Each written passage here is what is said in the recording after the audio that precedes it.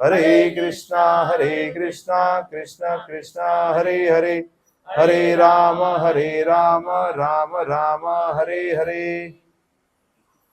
तो आज पहली बार हम गुरुवार को प्रोग्राम ये जगह पे ले रहे हैं, क्योंकि कल हमारे परम पूज्य बहुत हमारे प्राण प्रिय भक्ति की हुई है। सभी भक्तों से आग्रह है कि उसको आप पूरा अटेंड करिए जितना हो सके, और जो सेवा में आप लग सकते हैं उसमें आप लगते हैं।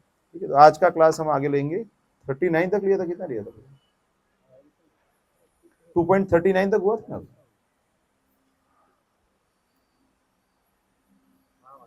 ठीक है, तो 2.40 से लेंगे हम।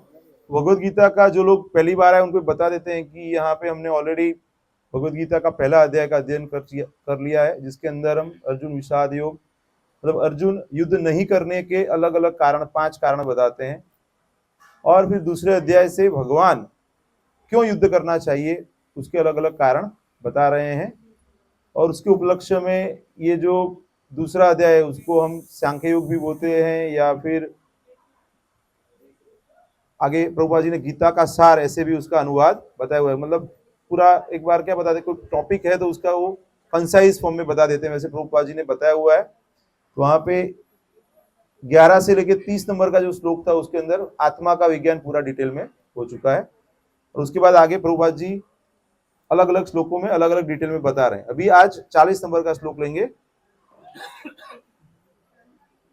नेहाभिक्रमनाशोस्ति नेहाभिक्रमनाशोस्ति प्रत्यवायो न विद्यते प्रत्यवायो न विद्यते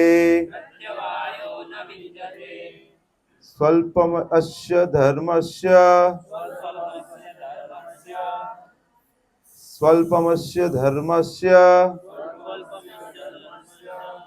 त्रायते महतो भयात् त्रायते महतो भयात् नेहाभिक्रमनाशोस्ति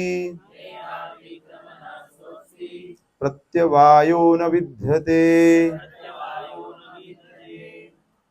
स्वल्पमप्यस्य धर्मस्य त्रायते महतो भयात्। प्रभु जी।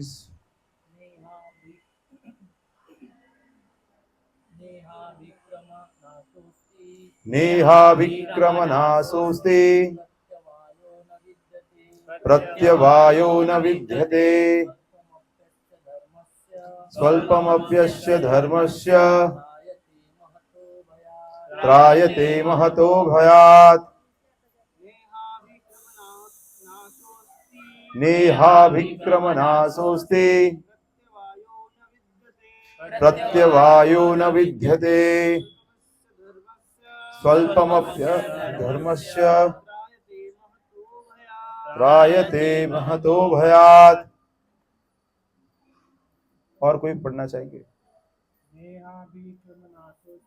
नेहाभिक्रमनाशोस्ति प्रत्यवायो न विद्यते स्वल्पमल्पस्य धर्मस्य त्रायते महतो भयात्। माताएं। नेहाभिक्रमनाशोस्ति प्रत्यवायो न विद्यते स्वल्पमप्यस्य धर्मस्य त्रायते महतो भयात्। नेहाभिक्रमनाशोस्ति प्रत्यवायो न विद्यते स्वल्पमप्यस्य धर्मस्य त्रायते महतो भयात्। न नहीं, इह इस योग में, अभिक्रमा प्रयत्न करने में, नाशः हानि, अस्ति है, प्रत्यवायः ह्यास, न कभी नहीं, विद्यते है, सुअल्पम अपि थोड़ा, अपि यद्यपि अस्य इस धर्मस्य धर्म का त्रायते मुक्त करता है, महतः महान, भयात भय से। अनुवाद एवं तात्पर्य श्रील प्रभुपाद जी के द्वारा। श्रील प्रभुपाद की એને આ બાજુ મૂકી દો પ્રભુ, આ બાજુ મૂકી દો, નહીં તો કોઈ પડી જશે, આ પડે એનો વાંધો નહીં, એ છે ને આ બાજુ લઈ લો।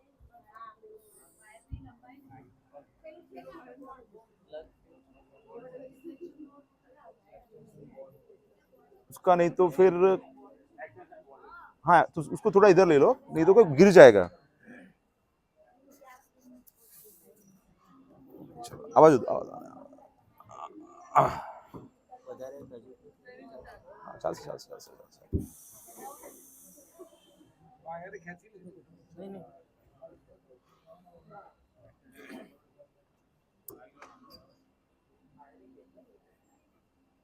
चलेगा, वो चलेगा ऐसे तो।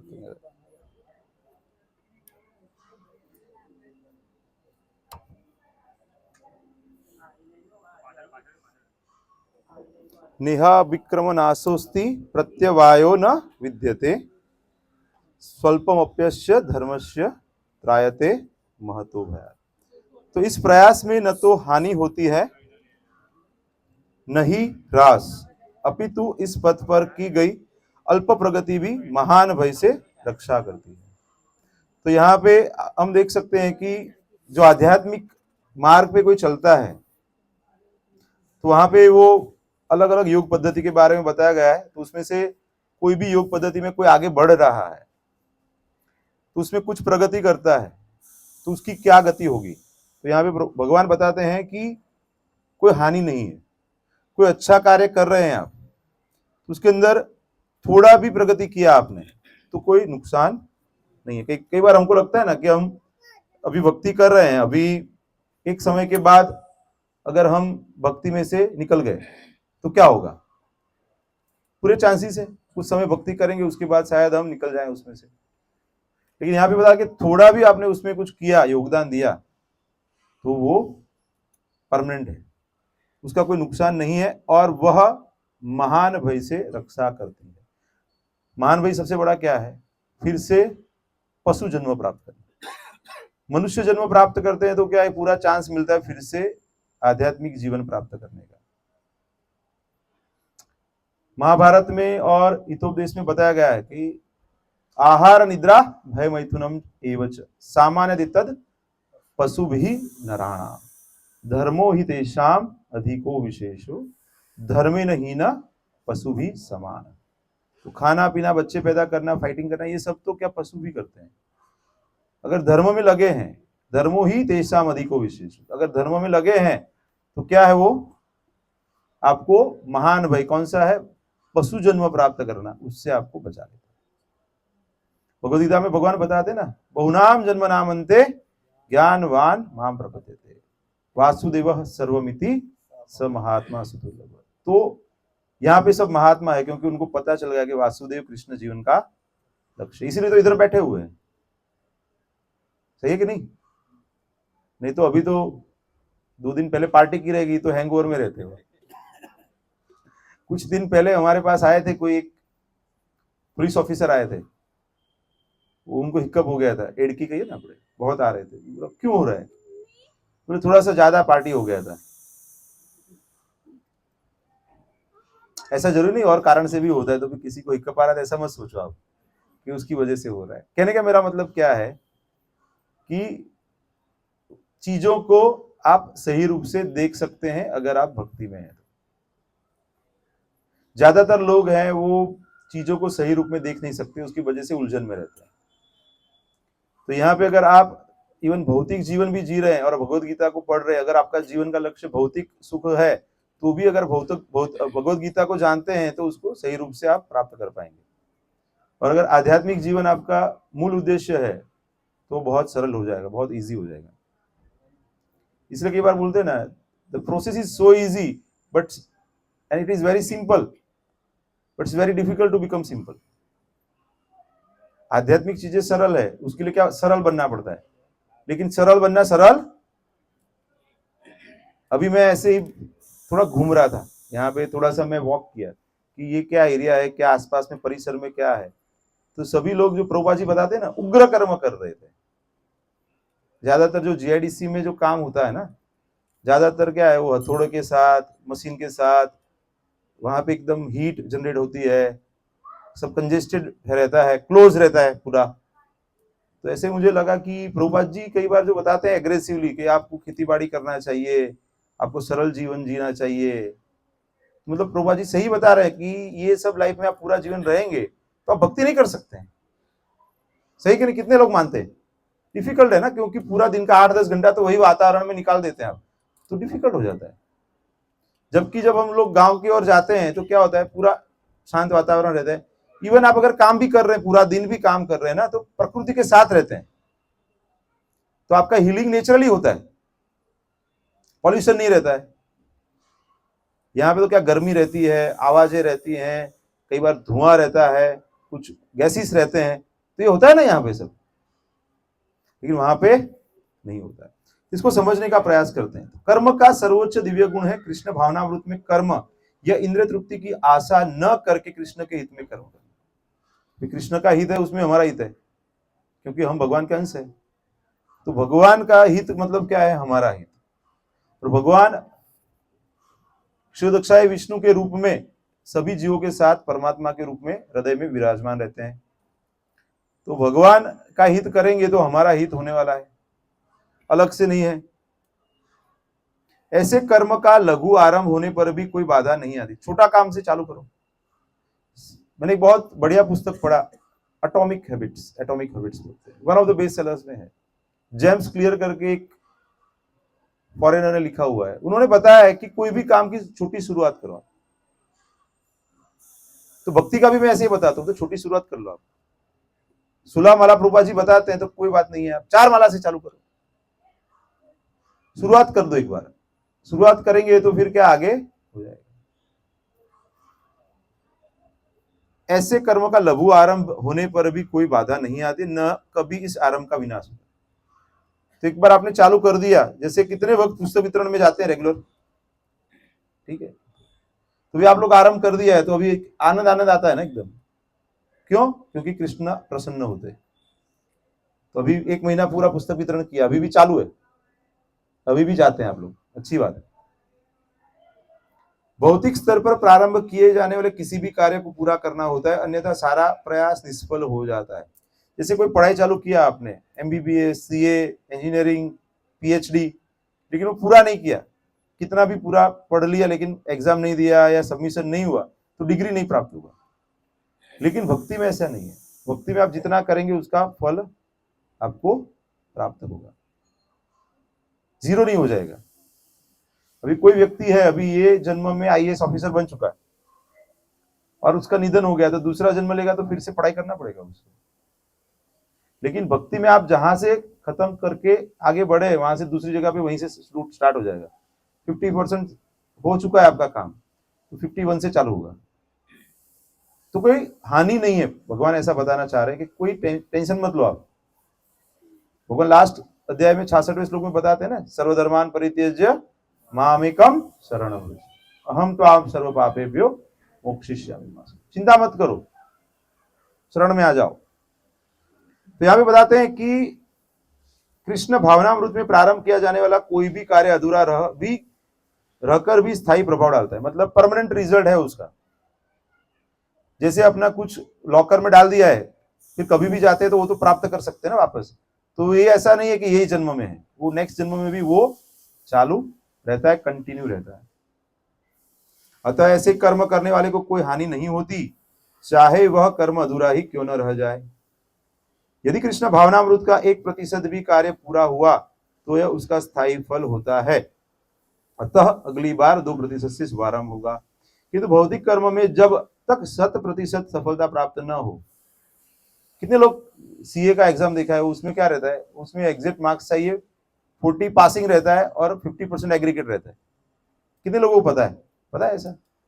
तो पास होके भी फेल हो जाते हैं, सारे सब्जेक्ट में पास हो गए ना, उसके बाद भी 50% एग्रीगेट नहीं हुआ ना, और 59 नहीं 60 नहीं आया ना, तो वो एग्जामेशन भी नहीं मिल रहा है। नहीं तो 60 मार्क्स आ गए तो एग्जामेशन। वो रूल्स रहते हैं, कहने का मतलब क्या है, अलग अलग रूल्स रहते हैं यहाँ पे। ऐसा हुआ तो ही आप काउंट किया जाएगा, लेकिन भक्ति में ऐसा नहीं है। अभी देखिए कितना 3-4 साल के बच्चे भी आते हैं, 2 साल के बच्चे भी आते हैं भक्ति में यहाँ पे, और 80 प्लस उम्र वाले भी सीनियर सिटीजन भक्त भी आते हैं। कुछ भक्त सेवा भी करते हैं, कुछ लोग मेरे जैसे सिर्फ प्रवचन करते हैं, कुछ लोग प्रसाद सेवा करते हैं, कुछ लोग सिर्फ प्रसाद ग्रहण करते हैं, कुछ लोग भोग बनाने की सेवा करते हैं। कोई भी सेवा करो सब काउंट हो जाता है।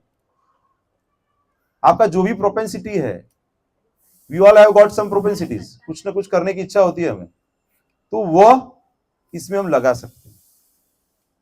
रूपा जी ने क्या किया शुरुआत में, फॉरेन में जो बच्चे थे जो 20, 22, 25 साल के, तो कोई तो पेंटर था तो उसको बोला आप भगवान कृष्ण के लिए पेंटिंग बनाओ। कोई बहुत कुछ मिस्त्री काम करता था तो उनको बोला भगवान के लिए रथ बनाओ, जगन्नाथ का रथ बनाया उन्होंने। कोई बोला कि आप मंदिर बनाओ, इंजीनियर है, किसी ने और सेवा की, सबने अलग अलग सेवा की, और वैसे उन्होंने अपना लाइफ परफेक्ट कर दिया। So you should not try to see God, better you work और you serve in such a way that God would like to see you personally. तो भगवान को ऐसे प्रसन्न करो कि भगवान खुद आपको देखने आ जाए, आपको उनको देखने का अलग से प्रयास करने की आवश्यकता नहीं। सेवा करो। वो रहता है ना, कंपनी में कोई बहुत सिंसियरली काम करता है ना, तो फिर एनुअल डे में बोलते हैं, अरे भाई सबसे सिंसियर एम्प्लॉय कौन है, तो फिर चेयरमैन रहते हैं, डायरेक्टर रहते हैं, उनको वो एकदम से बुलाते हैं आगे, एनुअल फंक्शन होता है कि नहीं ऐसा? मैं हॉस्पिटल इंडस्ट्री में हूँ तो मैं, हमारे वहां भी होता है, जो वार्ड बॉय रहते हैं, आया बहन रहता है या नर्सिंग स्टाफ रहता है, तो उनको क्या हम सम्मान देते हैं कि पूरे हॉस्पिटल में 100 स्टाफ है, लेकिन उसमें से ये सबसे बढ़िया सिंसियर है। भले उनका काम छोटा है, उनको ऐसा लग सकता है, लेकिन वो अच्छे से कर रहे हैं।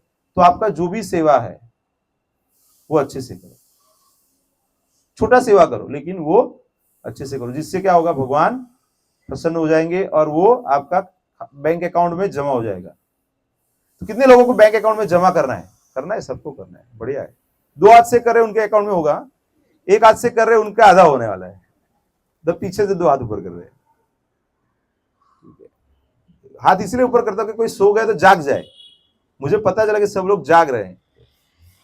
अजामिल ने कृष्ण भावनामृत में अपने कर्तव्य का कुछ ही प्रतिशत पूरा किया था। तो अजामिल का स्टोरी सबको पता है, कितने लोगों को पता नहीं? हाथ ऊपर करो। अजामिल का स्टोरी, अच्छा उनको लिए मैं शॉर्ट में बता देता हूँ 2 मिनट में। तो अजामिल करके एक बहुत ही उच्च कुल में जन्म लिए हुए ब्राह्मण थे, और उनका विवाह भी हो गया था, माता पिता के साथ रहते थे और अपने सब वैदिक कार्य करते थे। लेकिन एक बार एक वेश्या को वो देख लेते किसी के साथ, और फिर वो विचलित हो जाते हैं और घर छोड़ के वेश्या के साथ ही जीवन बिताना चालू कर देते हैं। और वेश्या के साथ उनके काफी बच्चे होते हैं और वो गलत कार्यों में लग जाते हैं, जुआ खेलना, मांसाहार करना, नशा करना, लूटना लोगों को। और जब मृत्यु का समय आता है तब जो सबसे छोटा बच्चा है उसका भगवान की कृपा से नाम नारायण रखा होता है, और जब यमदूत आते हैं तो वो अपने बच्चे को याद करते हैं और नारायण नारायण बचाओ बचाओ करते हैं, और नारायण भगवान का नाम है। तो ऐसे तो इंगित करते थे, भगवान को इंगित नहीं करने वाला था उस समय पे, वो बच्चे को बुला रहे थे, फिर भी नारायण भगवान के दूत आते हैं और उनको बचाते हैं। तो यहाँ पे यही बताते हैं कि उसने थोड़ा सा कार्य किया था, लेकिन क्या बताते हैं, भगवान की कृपा से उसे 100% लाभ मिला। सही कि नहीं? फिर क्या, वो गलत जीवन छोड़ देते हैं और फिर से वही जो ब्राह्मण का जीवन है उसको जीवन जीने का प्रयास करते हैं, और पूर्णत्व को सेकंड चांस करके, पूरा पुस्तक है,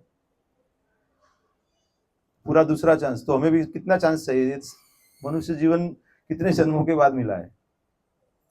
ऐसे बोलते हैं ना, 8.4 मिलियन स्पीसीज ऑफ लाइफ, उसके बाद मनुष्य जन्म मिलता है, और उसको फिर क्या करते हैं हम, आहार निद्रा भय मैथुन में ज्यादातर निकल जाता है हमारा। आगे बताते हैं कि यदि कोई अपना धर्म छोड़कर कृष्ण भावनामृत में काम करता है और फिर काम न होने के कारण नीचे गिर जाता है, तो इसमें उसको क्या हानि है? अगर भगवान के लिए कार्य किया और पूर्ण नहीं कर किया आपने, कोई कारण से नहीं हो पाया, जैसे हम प्रभुपाद का जीवन देखते हैं तो 69 तक का एज तो उन्होंने क्या किया, पूरा तैयारी किया, और 69 के एज में श्रील प्रभुपाद अमेरिका गए और उसके बाद 10-12 साल में उन्होंने पूरा विश्व में कृष्ण भावनामृत का प्रचार किया। लेकिन समझिए कि कुछ ऐसे भी भक्त रहेंगे कि वो उनकी उम्र तक नहीं पहुंचेंगे, लेकिन जितना भी किया उसका कोई लॉस नहीं है। तो यहीं पे बताते हैं उसमें क्या हानि है, कोई हानि नहीं है। और यदि कोई अपने भौतिक कार्य को पूरा करता है तो इससे उसको क्या लाभ होगा?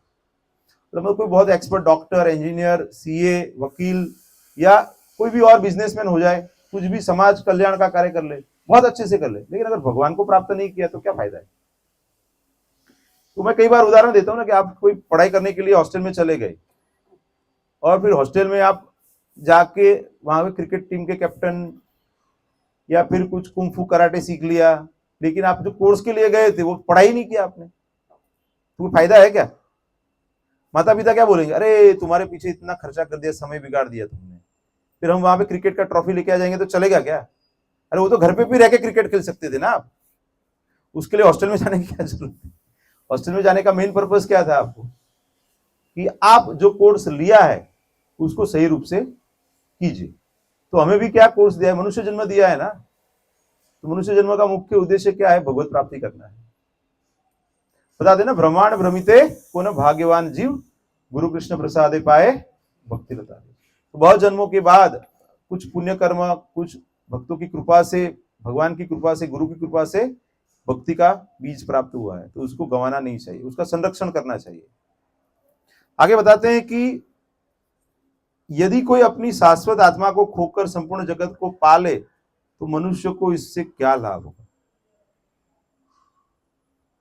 हम अपने आप को खोकर और काफी चीजें प्राप्त कर लें तो कोई फायदा नहीं।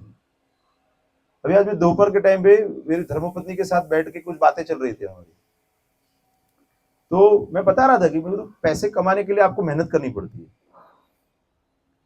और आज के जमाने में पैसों खर्च करने में टाइम नहीं लगता है। तो मैं ऐसे बता रहा था कि भी मेरा कर्तव्य है कि आपको खाने पीना बेसिक व्यवस्था मिल जाए, उतना मेरा कर्तव्य है। You should not expect more than that.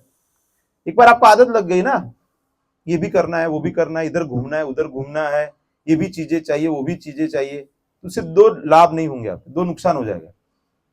एक, आप सरलता गंवा देंगे आपकी।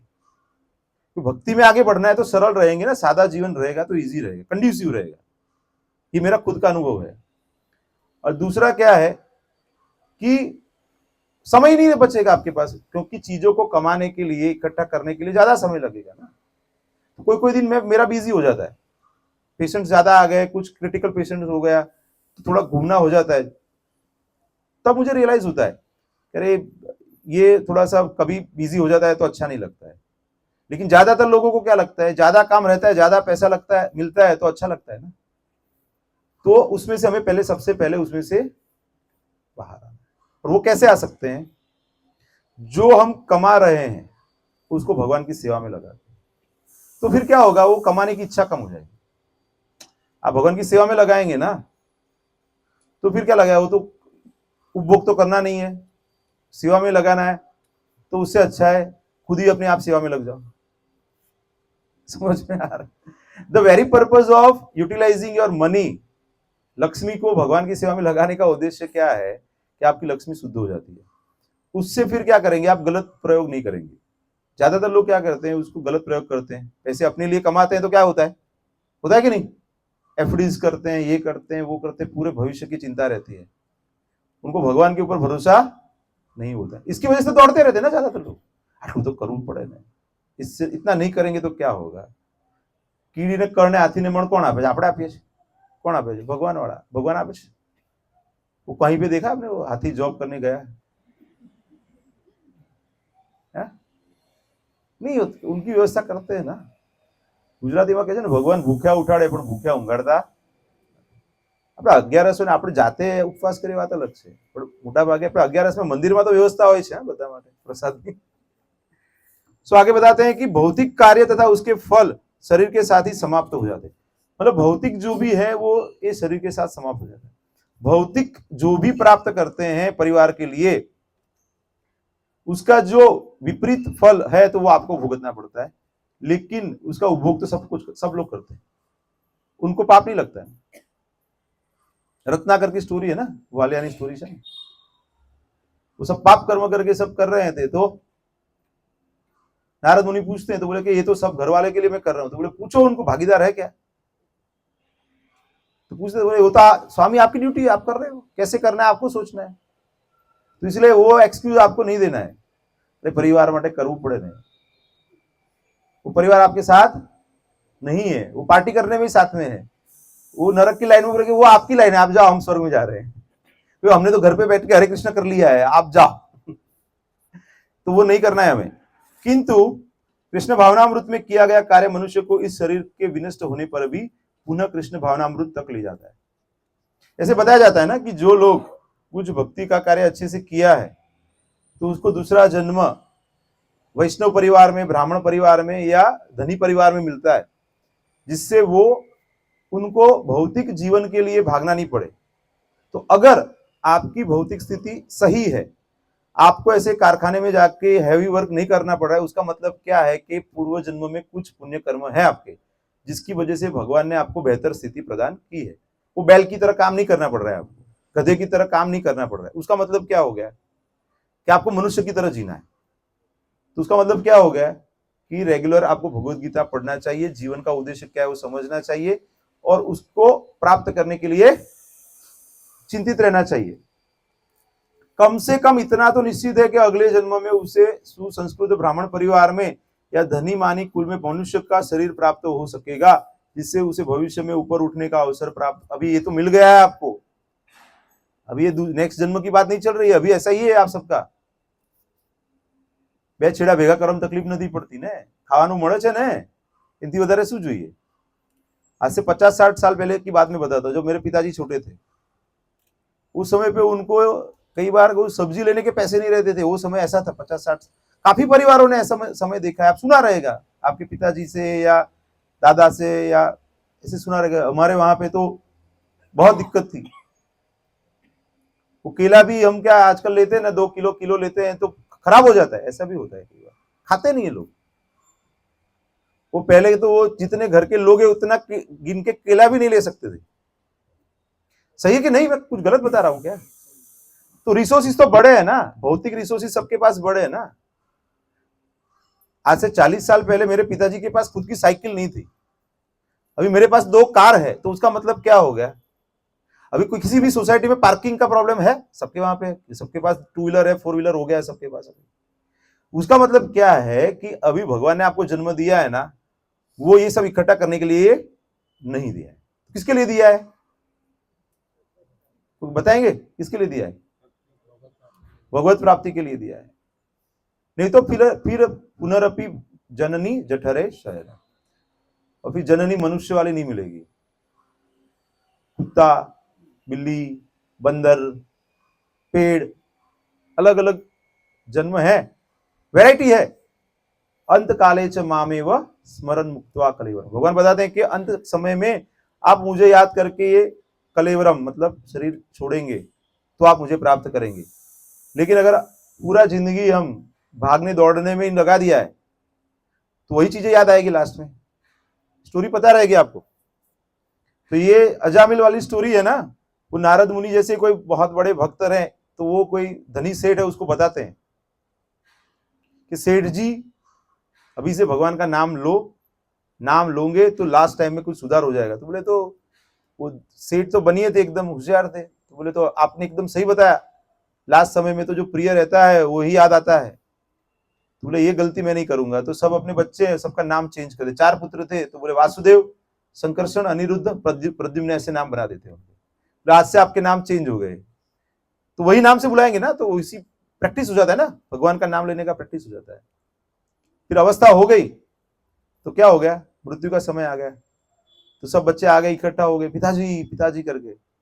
पिताजी का जब लास्ट समय था तो पिताजी बोले दुकान पे कौन है, पिताजी चल गए दुकान में कोने करके। तो ऐसे सिर्फ नाम बदलने से नहीं होने वाला है, नाम लेना भी पड़ेगा। तो नाम कैसे लेंगे हम? हरे कृष्णा कृष्णा कृष्णा हरे हरे, हरे राम राम राम हरे हरे।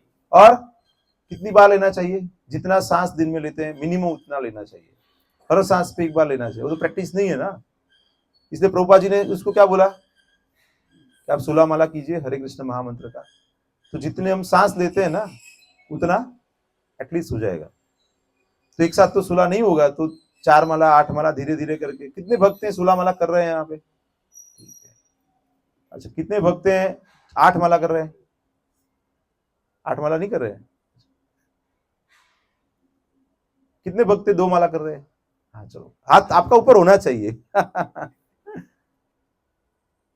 तो शुरुआत करनी जरूरी है। बोलते हैं ना, छोटी शुरुआत चालू कर दो आप, ठीक है। धीरे धीरे क्या हो, 2 से 4, 4 से 8 ऐसे होगा। मेरे पिताजी ये पहले वो जॉब करने का समय जॉब करते थे 62 की एज तक। फिर बड़ौदा में मेरे साथ रहने आए रिटायरमेंट के बाद। फिर सत्संग में आना चालू हुआ। फिर हर एकादशी को क्या करते थे, वो 2 माला बढ़ा देते। तो उससे क्या हो गया, 4 महीने में वो 16 माला तक पहुंच गए। और फिर पूरा भगवत गीता पढ़ा, भागवतम पढ़ा, चैतन्य चरितामृत पढ़ा, तो जीवन में उनका कल्याण हो गया। तो वैसे ही हम क्या कर सकते हैं, शुरुआत छोटी रखो, 2 माला 4 माला से स्टार्ट कर सकते हैं। तो कोई ऐसा है जिसको इच्छा करना नहीं है, इच्छा करनी है सिर्फ। कोई है जिसको माला बढ़ाना है, हाथ ऊपर करो। हाँ, मुझे भी बढ़ाना है इसलिए मैं कर रहा हूं। तो क्या होगा, इच्छा करो, क्योंकि भगवान हमारी इच्छा पूरी करते हैं। भगवान क्या करते हैं, हमने इच्छा की थी ना भौतिक जगत में आने की, उपभोग करने की, तो इसलिए तो इधर आए हम। The same way, if we change our desires, we can change our direction and we can ultimately attain the goal of love of God. भगवान को प्राप्त कर पाएंगे हम लोग। तो इच्छा ही करना है। मेरे क्लास में आके किसी को कुछ करना नहीं, इच्छा करनी है। क्या करना है? इजी है ना। ये सीक्रेट कोई क्लास में बता दे? आप बताओ, काफी क्लास अटेंड किया है, कोई बता दे ये सीक्रेट नहीं बताते। इजी है ना। लेकिन ये आप इच्छा करेंगे ना तो एक समय पे होगा। क्यों? भगवान ऐसी अनुकूल परिस्थिति बनाएंगे।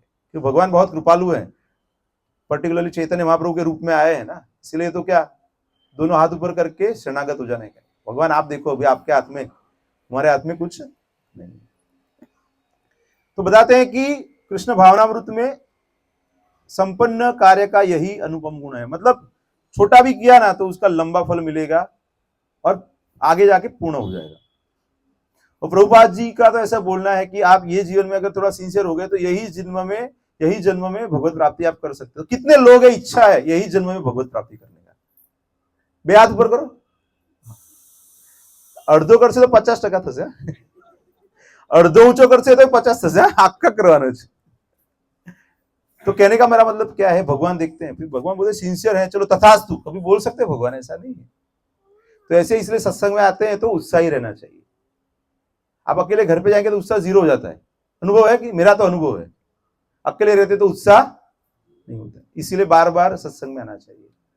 अभी नए साल में हमारी इच्छा ऐसी है कि हर रोज सुबह में भी क्लास हो, ठीक है। तो जो नजदीक के भक्त हैं जिनको पॉसिबल है तो वो पहले माला के लिए आइए, फिर धीरे धीरे भागवतम का आधे घंटे का क्लास भी हम चालू करेंगे। तो धीरे धीरे सब होगा। मंदिर में ऐसा ही है ना, आप देखिए। तो we are planning to develop this centre like that only. आगे बताते हैं कि व्यवसायत्मिका बुद्धि एकेह कुरुनंदन बहुशाखा यनंतश्च बुद्धयो अव्यवसायिनाम। तो जो इस मार्ग पर चलते हैं वे प्रयोजन में दृढ़ रहते हैं। उनको क्लियर है कि उनको कहां पे जाना है, क्या करना है, और उनका लक्ष्य भी एक होता है। उनका कोई अनेक लक्ष्य नहीं रहते। भगवत प्राप्ति मतलब भगवत प्राप्ति है और कुछ नहीं करना है। हे कुरुनंदन, जो दृढ़ प्रतिज्ञ नहीं है उसकी बुद्धि अनेक शाखाओं में विभक्त रहती है। तो वो डीवाईएस में बताते हैं ना, वो एक 5 घोड़े हैं, फिर एक मन है, लगाम है, फिर सारथी है वो बुद्धि है, फिर जो रथ में बैठा है वो आत्मा है। तो ऐसे हम एक एनालॉजी दिखाते हैं ना उनको। तो जो 5 घोड़े अलग अलग दिशा में जा रहे हैं तो रथ की क्या हालत होगी, वैसी हमारी कुछ हालत अभी है। हमारे अलग अलग इंद्रियां क्या करती है, हमको अलग अलग दिशाओं में लेके जाती है। लेकिन भगवान बता दे 6ठे अध्याय के 6ठे श्लोक में, जिसने अपना मन काबू में कर लिया उसका मन उसका सबसे बड़ा सबसे अच्छा मित्र है, और जो नहीं कर पाया उसका सबसे बड़ा शत्रु है। तो मन को कैसे कंट्रोल करना है, कोई बताएंगे? मनस्त्रायते इति मंत्र। तो मन को गलत जगह से निकाले उसको क्या बोलते हैं? मंत्र बोलते हैं। और कलयुग में कौन सा मंत्र दिया है? महामंत्र दिया है। कोई बताएंगे कौन सा महामंत्र है? हरे कृष्णा कृष्णा कृष्णा हरे हरे, हरे राम राम राम हरे हरे। तो सरल कर दिया ना, ऐसे कोई डिफिकल्ट मंत्र दिया क्या? उच्चारण में कुछ डिफिकल्ट हो, श्लोक में डिफिकल्ट होता है कई बार, मुझे भी नहीं आता, कई बार देखना पड़ता है इसका क्या होता है। लेकिन मंत्र प्रभुपाद जी ने कैसे दिया है अपने को? बहुत सरल दे दिया है, इजी कर दिया है। इससे इजी कुछ हो सकता है क्या? प्रभुपाद जी क्या बताते हैं? Chant Hare Krishna and be happy. समझ रहे? भगवान का नाम लो और प्रसन्न रहो। बताते हैं कि यह दृढ़ श्रद्धा की कृष्ण भावनामृत द्वारा मनुष्य जीवन की सर्वोच्च सिद्धि प्राप्त कर सकेगा, व्यवसायत्मिका बुद्धि कहलाती। मतलब द परफेक्शन ऑफ लाइफ जो है कृष्ण भावनामृत से ही प्राप्त होगा। चैतन्य चरितामृत में मध्य लीला में बताते हैं कि श्रद्धा शब्दे विश्वास कहे सुदृढ़ निश्चय, कृष्ण भक्ति कैले सर्व कर्म कृत है। बताते हैं कि श्रद्धा का अर्थ है किसी अलौकिक वस्तु में अटूट विश्वास। श्रद्धा मतलब फेथ से आगे है, it is not just faith. धर्म और रिलीजन में जैसे फर्क है ना, रिलीजन मतलब आपका विश्वास बदल सकता है ना, लेकिन श्रद्धा चेंज नहीं होती। तो श्रद्धा क्या है? किसी अलौकिक वस्तु में अटूट विश्वास। जब कोई कृष्ण भावनामृत के कार्यों में लगा होता है तो उसे परिवार, मानवता या राष्ट्रीयता से बंधकर कार्य करना की आवश्यकता नहीं रहती। बोलते हैं ना, गर्व से बोलो हम भारतीय हैं, ऐसे बोलते हैं ना, वो एक लिमिटेड आइडेंटिटी हो जाता है। जैसे ही हम यूएस का वीजा आ जाता है तो गर्व से बोलो हम यूएस सिटीजन है या कैनेडियन सिटीजन है। सबके बच्चे रहते हैं अभी तो आजकल, तो चेंज होता है ना, बच्चे के साथ माता पिता भी जाते हैं, उनका भी सिटीजन, वो चेंजेबल है ना। तो जो चेंजेबल है वो परमानेंट नहीं है ना। लेकिन आप भक्ति में लगे तो कहीं पे भी रहो, आप भक्ति में तो रहेंगे ना, that's not going to change. तो यहां पे बताते हैं कि पूर्व में किए गए शुभ अशुभ कर्मों के फल ही उसे सकाम कर्मों में लगाते हैं। जब कोई कृष्ण भावनामृत में संलग्न हो तो उससे अपने कार्यों को शुभ फल के लिए शुभ कार्यों के शुभ फल के लिए प्रयत्नशील नहीं रहना चाहिए। बिकॉज आप सभी फलों को भगवान को अर्पण करते हैं, तो मतलब जो भी कार्य है उसके जो फल है उसको भोगने की आपकी इच्छा नहीं है, क्योंकि आपको नए कर्म फल नहीं चाहिए। You want to get rid of this things, जैसे कि सकर्म और विकर्म। सकर्म का मतलब क्या है? पुण्य, अच्छा कर्म। विकर्म का मतलब पाप, जो गलत है। तो आप दोनों नहीं चाहते, तो आप क्या करना चाहते हैं? अकर्म। अकर्म का मतलब क्या है? जो भी कर्म करते हैं उसके फल को भगवान को आप अर्पित करते हैं, जिससे फ्यूचर में आपको वो फल को भोगना न पड़े। समझिए कि आपके ऊपर 365 आवरण लगे हुए हैं, हर रोज एक एक आवरण कम हो रहा है, लेकिन दूसरा एक आवरण आप बना रहे हैं, तो मतलब 365 ही रहेगा ना हर रोज। और कोई साल में 360 डेज आ जाएंगे तो 366 हो जाएगा। ठीक है? कहने का मतलब यही है कि आप पुराना बंधन निकलता जाएगा और नया बंधन नहीं बनाना है। तो नया बंधन कब नहीं बनेगा? जब आपके जो सारे कर्म है, खाना बना रहे हैं, खाना खा रहे हैं, पढ़ाई कर रहे हैं, पढ़ा रहे हैं, पैसे कमा रहे हैं, पैसे यूज कर रहे हैं, जो भी कर रहे हैं, जो भी कार्य कर रहे हैं, वही चेतना में करो कि वो भगवान की प्रसन्नता के लिए हो, तो बंधन का कारण नहीं है। अगर साधु भी है लेकिन उसका ध्यान अपनी लंगोटी में और कमंडल में है, अरे कोई ले तो नहीं जाएगा ना, तो उसको भी दूसरा जन्म लेना पड़ेगा। लेकिन अगर कोई धनी व्यक्ति है लेकिन उसको जो उसके पास है उसकी आसक्ति नहीं और वो सभी चीजों को भगवान की सेवा में लगा पा रहा है, तो वो भगवत प्राप्ति सरलता से कर सकता है, क्योंकि उसको पता है कि ये सब भगवान ने दिया हुआ है ना। जो हम अभी भोग कर रहे हैं या यूटिलाइज कर रहे हैं वो सब भगवान की कृपा से ही प्राप्त है ना, ये सब भगवान का ही है ना। कोई बोल सकता है कि ये उनका है, खुद का है? नहीं बोल सकते ना। ये तो ऐसा हो गया कि जैसे अभी कोई माता लोग बता सकते हैं ये सब खाना हमने बनाया है, लेकिन क्या रॉ मटेरियल भगवान ने दिया कि नहीं? रॉ मटेरियल बना सकते हैं क्या हम? रॉ मटेरियल तो भगवान की कृपा से ही है ना। भगवान की कृपा के बिना तो कोई चीज, ये बिल्डिंग हम बना सकते हैं, लेकिन बिल्डिंग बनाने के लिए जो मटेरियल चाहिए वो तो कुदरत से प्राप्त करते हैं ना। जगह भी बोलते ना हमारे नाम पे 7 बार न उतारो मारा नाम से, 7 बार 8 ऐसा बोलते हैं ना। अभी 100 साल चले जाओ किसके नाम पे, बोला नाम चेंज हो जाएगा, वो आपकी मृत्यु के बाद तुरंत सर्टिफिकेट वारसाई करके और अपना नाम पे कर देंगे, और शायद वो 100 साल में 3 बार चेंज हो जाएगा, ऐसा भी हो सकता है। तो मैसेज यही है कि जो आप करते हैं ना वो आपका नहीं रहने वाला है, लेकिन कर्म जो करते हैं ना वो प्रोसेस में, वो आपके नाम के साथ बाद में भी रहने वाला है। तो बताते हैं कि जब कोई कृष्ण भावनामृत में लीन होता है तो उसके सारे कार्य आध्यात्मिक धरातल पर होते हैं। सो आपको क्या भगवान बुद्धि देते हैं कि आपको क्या करना चाहिए, क्या नहीं करना चाहिए।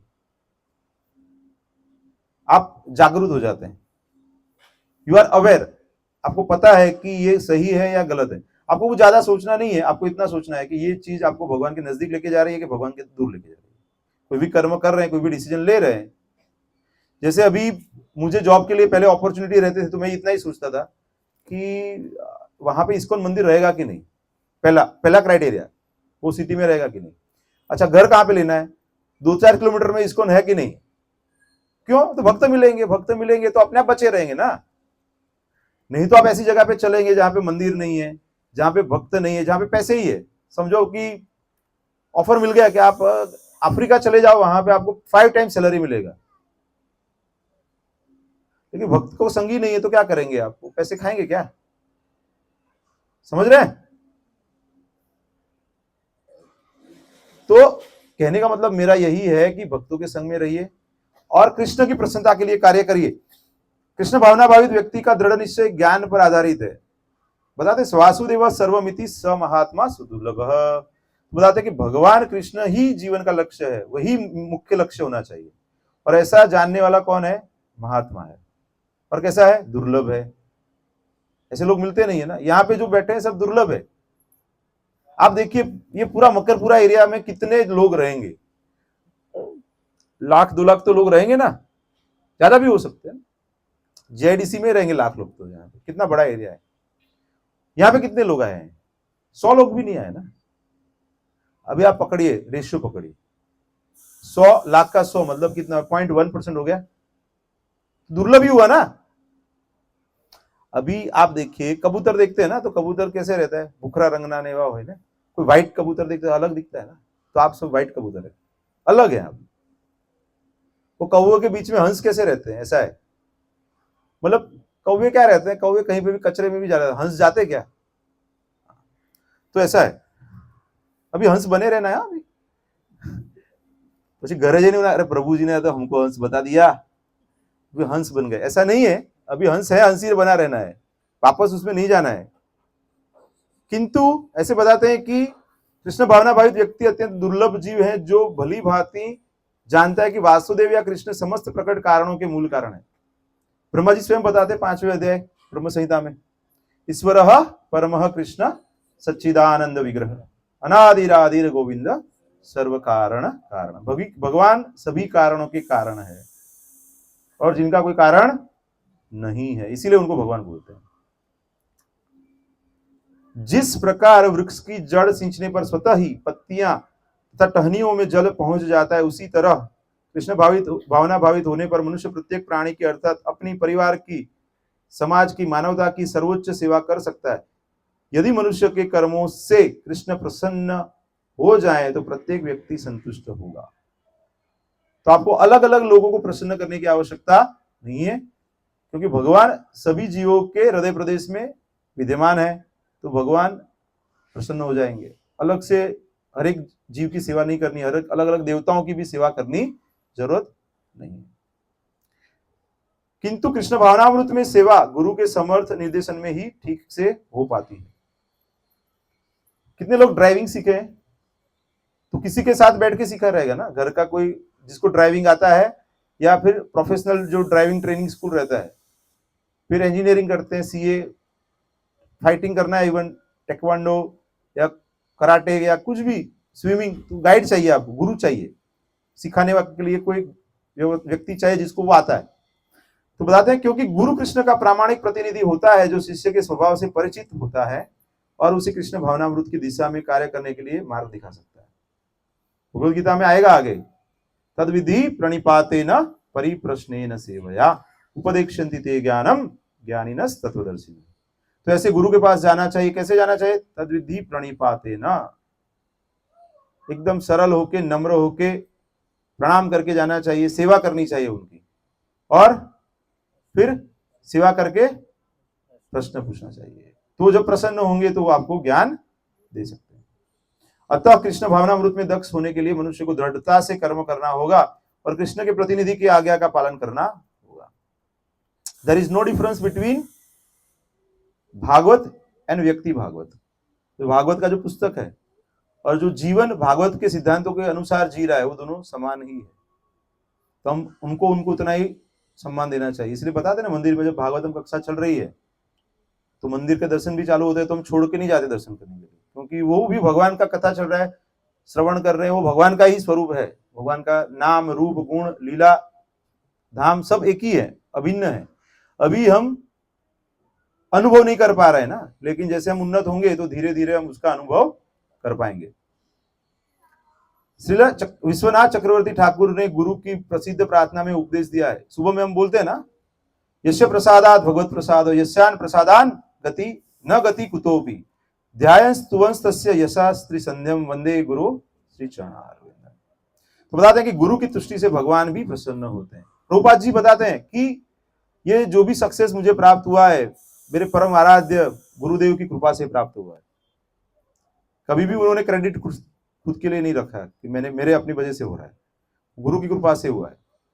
और गुरु की कृपा कैसे प्राप्त हुई? गुरु को गुरु की कृपा प्राप्त हुई, गुरु को उनके गुरु की, और वो परंपरा कहां पे जाती है? भगवान कृष्ण तक जाती है। और भगवान की कृपा के बिना वो पॉसिबल नहीं है।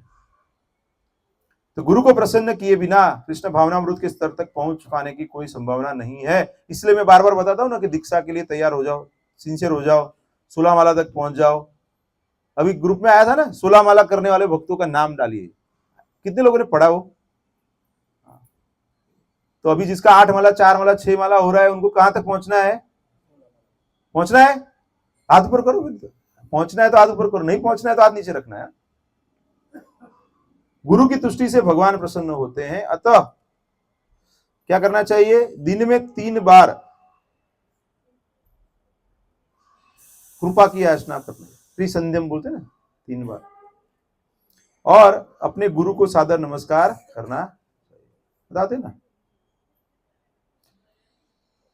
अज्ञान में से जो बाहर निकालते हैं ना, जब हम प्रार्थना करते हैं ना मंगलाचरण, क्या बोलते हैं? ओम अज्ञान तिमिरांधस्य ज्ञानांजन चक्षुरुन्मिलितं येन तस्मै श्री गुरुवे नमः। किंतु यह संपूर्ण पद्धति देहात्म बुद्धि से परे सैद्धांतिक रूप में नहीं, वरन व्यावहारिक रूप में पूर्ण आत्मज्ञान पर निर्भर करती है। थियोरिटिकल नहीं, इसे पढ़ने से नहीं होने वाला है, प्रैक्टिकली करना पड़ेगा। तो पहले मैं बहुत भगवत गीता पढ़ता, कुछ समझ में नहीं आता था, अकेले पढ़ते तो नहीं समझ में आता, लेकिन उसके बाद भी सत्संग में भक्तों के संग में पढ़ा, सुना, तो उसके बाद धीरे धीरे समझ में आने लगा। तो कोई लोग पूछते हैं मुझे, आपको कैसे सब समझ में आ गया? बोलो भक्तों की कृपा से आता है, थियोरिटिकल नहीं है, प्रैक्टिकल है। कई हमारे डॉक्टर्स रहते हैं, वो एमडी कर लेते हैं, लेकिन फिर वो आईसीयू में आते हैं तो उनको कुछ आता नहीं है। तो मैं बोलता हूँ आपको थोड़ा सा 6 महीना जिसको आता है उसके अंदर में काम करो। थ्योरी आता है आपको, सब आपने पता है कि क्या कैसे होता है, लेकिन प्रैक्टिकली जब करेंगे ना तो उससे समझ में आता है। कई बार नर्सिंग स्टाफ को ज्यादा आता है, 15-20 साल से काम करते हैं ना, तो उनको ज्यादा प्रैक्टिकली पता रहता है। किंतु यह संपूर्ण पद्धति देहात्म बुद्धि से परे सैद्धांतिक रूप में नहीं, वरन व्यावहारिक रूप में पूर्ण आत्मज्ञान पर निर्भर करती है। जब सकाम कर्मों से इंद्र तृप्ति की कोई संभावना नहीं रहती, जिसका मन दृढ़ नहीं है वही विभिन्न सकाम कर्मों की ओर आकर्षित होता है। तो अभी भी हम सकाम कर्मों की ओर कभी कभी आकर्षित हो जाते हैं। क्यों? क्योंकि पूर्ण रूप से हम भगवान की सेवा में, भगवान की भक्ति में लगे नहीं है। तो आज 2 श्लोक रखेंगे, किसी को कोई प्रश्न है तो पूछ सकते हैं, और सब घर पे याद करके, घर पे जाके याद करना कि हाथ ऊपर किया है। ठीक है, बोलिए, कुछ प्रश्न है तो पूछ सकते हैं। प्रतीक प्रभु कुछ प्रश्न है आज प्रतीक प्रभु का कोई प्रश्न नहीं, क्लियर हो गया? ही इज वेरी सिंसियर प्रभु जी। मतलब मैंने ऑब्जर्व किया है कि काफी कम समय में बहुत अच्छा आध्यात्मिक प्रगति किया है। तो एक अपने लिए ऐसा उदाहरण है कि पूर्व जन्म में ये कुछ ऐसे अच्छे भक्ति के कार्य किए हैं, तभी तो ये जन्म में इतना कम समय में वो मेरे से ज्यादा माला करते हैं, अभी दीक्षा नहीं हुई है फिर भी ज्यादा माला करते हैं, 32 माला तक करते हैं, वो समय मिलता है तो 1 घंटा 2 घंटा पढ़ाई करते हैं। तो ये क्या है, ये हमें प्रेरणा देते हैं कि हमें भी ये वो कर सकते, वो भी वर्किंग है, ऐसा नहीं है कि वो जॉब नहीं करते हैं। तो उनसे हमें, ऐसे भक्तों से हमें प्रेरणा लेनी चाहिए। और कोई प्रश्न है प्रभु? अल्पेश प्रभु, अल्पेश प्रभु भी बहुत सेवा करते हैं, अच्छी बात है। जितना आप सेवा की भावना रहेगी ना तो आप आगे पहुंच जाएंगे। आज पहली बार कौन कौन आए हैं, जरा हाथ ऊपर कीजिए। बहुत बढ़िया, आप लोगों को बहुत स्वागत है। आपका नाम क्या है प्रभु जी? रसिक भाई प्रभु आए हैं। आप? मितराज, मितराज, ठीक है। आप प्रभु? और पीछे कौन आया आज? आप तो तमें तो जूना छो, खाली अहिया प्रोग्राम में पहली बार। और सतीश भाई, माताओं में कोई आए आज? पहली बार आए हैं ऐसा? सब लोग पुराने वाले हैं, ठीक है। आप सभी का स्वागत है और आशा रखते हैं कि आप यहाँ पे हफ्ते में 2 प्रोग्राम होते हैं, ऐसे तो शुक्रवार को होता है, लेकिन कल भक्ति का स्वामी महाराज का आविर्भाव दिवस है, व्यास पूजा का उत्सव है, तो मंदिर, इस्कॉन मंदिर गोत्री हरिनगर में पूरा दिन उत्सव रहेगा। सुबह से 8 बजे से लेके 2-3 बजे तक उत्सव रहेगा। तो उसका पूरा इंफॉर्मेशन तो ग्रुप में डाला हुआ है। तो जो भक्त को मैं पहले भी बताया, फिर से बता रहा हूँ कि आप आइए, जितना हो सके सेवाओं में योगदान दीजिए। कुछ नहीं हो सकता है तो प्रसाद के लिए तो आइए आप। पूरा प्रोग्राम लंबा है, लेकिन जितना भी आपसे पॉसिबल हो उतना उसमें आप आके अटेंड कीजिए, कृपा प्राप्त कीजिए, क्योंकि वहां पे दाऊद चैतन्य प्रभु बताते हैं कि लगभग 500 के आसपास भक्त मिनिमम उनका प्रसाद सेवा है, तो वहां पे भी हम योगदान दे सकते हैं। इसीलिए हमने कल का प्रोग्राम नहीं रखा है यहाँ पे। तो जैसे यहाँ के जो भक्त हैं जो यहाँ पे सेवा देते हैं तो वो मंदिर में सेवा दे पाए, ठीक है। तो प्रश्न नहीं है तो फिर कुछ अनाउंसमेंट रहेगा तो वो करते हैं। हरे कृष्ण।